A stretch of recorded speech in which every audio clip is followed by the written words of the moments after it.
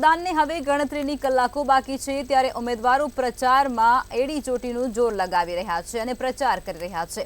ત્યારે 15 ભાવનગર અને બોટાદ લોકસભા બેઠકના ભાજપના ઉમેદવાર નિમુબેન બાંભણિયા દ્વારા ભાવનગર શહેરની મુખ્ય બજારોમાં ડોર ટુ ડોર પ્રચારનો પ્રારંભ કરવામાં આવ્યો હતો।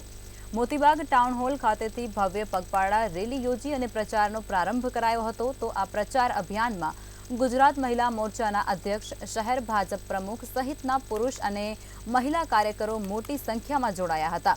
નિમુબેન પોતાના પ્રચારમાં લોકોને પોતાને મત આપવા માટે અપીલ પણ કરી રહ્યા છે। અને દેશને જે રીતે પરમ વૈભવના શિખરે લઈ જવાની કલ્પના હતી એને લઈ અને સૌ મતદારો પોતાને મતદાનની તારીખની રાહ જોઈ રહ્યા છે।